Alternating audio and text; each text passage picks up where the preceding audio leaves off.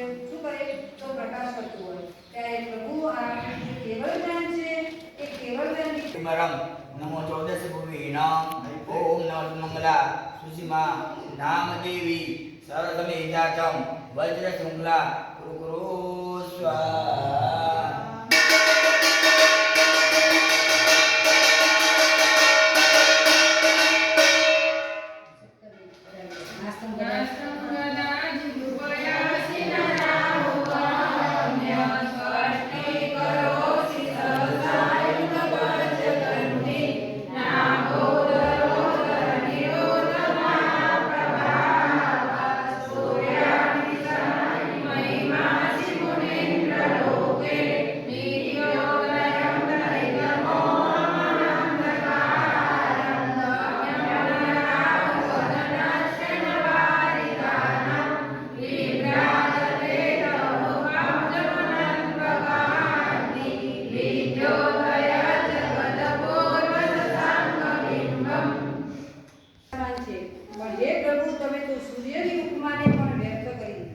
કદાપી કોઈ પણ વખતે અસ્ત પામતા નથી. સૂર્ય તો સાંજે ગ્રહ શું થાય છે તો અસ્ત પામે છે, પણ હે પ્રભુ આપણે કદાપી અસ્ત પામતા નથી. રાહુ વડે કદાચ સૂર્ય, રાહુ વડે ગ્રહ વડે ગ્રસવા યોગ્ય, પાપરૂપ રાહુ વડે પરાભવ પામવા યોગ્ય એ કોણ છે? સૂર્ય છે. પણ પ્રભુ આપ સેના વડે, રાહુ વડે ગ્રહ વડે પણ ક્યારે પણ અસ્ત ક્યારે તેનાથી પણ દશાતા નથી. તત્કાળ સમકાળે ત્રણ જગતના પ્રકાશને કરો છો. પાછું શું છે? તત્કાળ વડે અધિક કર્મ વાદળાના મધ્ય ભાગ વડે આચ્છાદિત થયો છે મોટો પ્રભાવ જેનો, એવા નાન પ્રકાશ જેનો એવો શું છે કે કર્મને તમે દૂર કરી લીધા છે, કર્મરૂપી વાદળાઓને તમે દૂર કરી લીધા.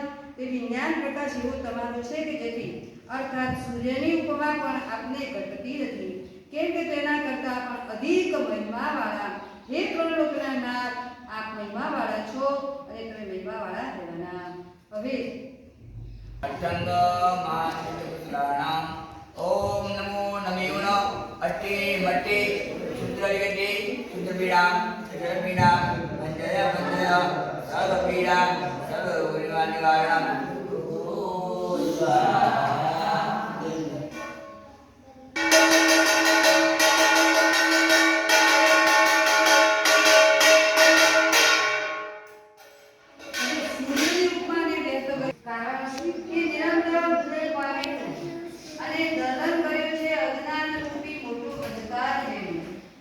રાહુ વગેરે ઉત્તર વાયુના મુખને પણ નહીં રસવાય ગયો.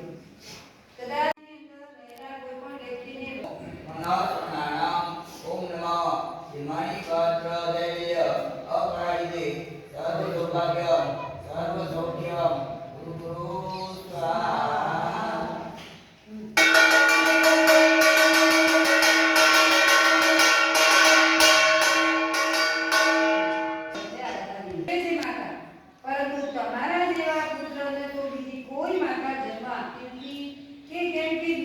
તમારી માતા મરુ દેવા છે એ આદિના ભગવાનની સ્તવના છે, એટલે કે તમારા જેવા હેત છો તે ભગવાન તમારા જેવા પુત્રનો જન્મ આપનાર તો મરુદેવા માતા જ છે. અને આ માતાનું વર્ણન આવ્યું કે એવી જ માતા હોય કે તે જ આવા પુત્રનો જન્મ આપી શકે. પ્રભાવ છે કે ભૂત પિશાચ વગેરે પણ દૂર થાય છે. ક્યારે ભૂત પિશાચ વેંતર કે આવો કોઈ પણ રોગ થઈ ગયો હોય તો શેનાથી દૂર થાય? તો કે આ ગાથા કરવાથી આપણો એનો પ્રભાવ એવો છે એનાથી એ દૂર થાય છે. ઓમ નમો આકાશગામિનામ ઓમ નમઃ શ્રીવીરે જુંબય જુંબય મોય મોય સ્તંભય સ્તંભય અવધારણમ ગુરુ ગુરુ સ્વાહા.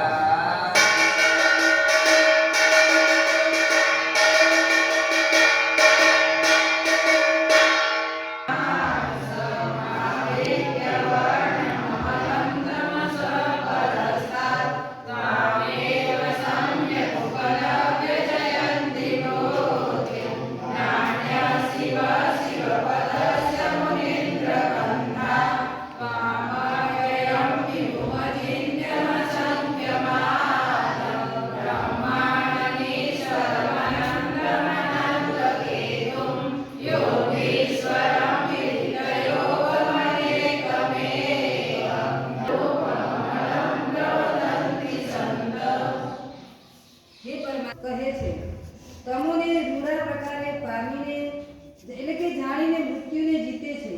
તે સિવાય બીજો કોઈ ઉપદ્રવ રહિત મોક્ષ પદનો માર્ગ એટલે કે રસ્તો નથી. પ્રભુ તમને પામીને કે પાપરૂપી અંધકારને આગળ સૂર્ય જેવી કાંતિવાળા પ્રભુ તમે છો. નિર્મળ એવા રાગદ્વેષ રહિત કહે છે તમને. તમોને જે રૂડા પ્રકારે પામીને મૃત્યુને જીતે એટલે કે મૃત્યુને પણ જીતી જાય છે. મૃત્યુ એટલે મરણ, આપણે જન્મ મરણના ભય કરે છે. તે સિવાય બીજો કોઈ ઉપદ્રવ રહિત મોક્ષ પદનો માર્ગ નથી. હવે કે છે એનો પ્રભાવ 23મી ગાથાનો પ્રભાવ છે. વગેરે હોય ભૂત પ્રેત વગેરે હોય તે બધા દૂર થાય છે. ઓમ રીમાન નમો આસી વિશાલમ ઓમ નમો ભગવતી જયવતી મમ તમેજાતમ મોક્ષ ચોખ્યમ ચ ગુરુ સ્વાહા.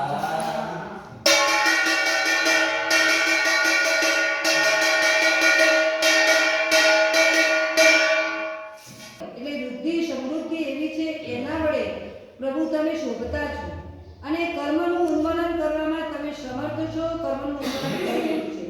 અચિંત્ય પ્રભાવશાળી એવા અચિંત્ય ગુણવાળા અથવા આધ્યાત્મિક પુરુષો વડે કરીને પણ ચિંતવના ન થઈ શકે એવું સ્વરૂપ છે જેનું હેવા હે પ્રભુ. અસંખ્ય ગુણવાળા આદ્ય એટલે કે પહેલા તીર્થંકર સમાન અથવા લોક વ્યવહારરૂપ સૃષ્ટિનો શરૂઆત કરનારા અથવા પંચ પરમેષ્ઠીને વિશે આદ્ય. આ આદિનાથ ભગવાનની સ્થાપના કરી છે આની અંદર. એટલે કે સૃષ્ટિની શરૂઆત પણ કોને કરી છે? આદિનાથ પ્રભુએ. લોક વ્યવહારરૂપ પણ સૃષ્ટિનો વ્યવહાર કોને કર્યો? તો પ્રભુએ. બધા 18 વર્ણ નથી એ વર્ણ પણ પ્રભુએ કરી. 18 વર્ણ એ નથી એ પ્રભુએ કરી. તો કેવી રીતે કયા રૂપમાં કશું કોઈને આવડતું ન હતું. રસોઈ કેવી રીતે કરવી એ પણ કોઈને ખ્યાલ ન હતો. કેવી રીતે રાંધીને ખાવું, કયું કરવું, એ બધી શિલ્પ કળાકો, કુંભારની કળાકો, નાયની કળાકો, એ બધી કળાઓ કોને શીખવાડી? પ્રભુએ. એટલે પ્રભુ કેવા છે? તો કે લોક વ્યવહારરૂપ સૃષ્ટિની શરૂઆત કરનારા. વિશાલમ ઓમ નમો ભગવતે વદ્યમાન સામે ચ સરસ્વતી ગુરુ સ્વાહા.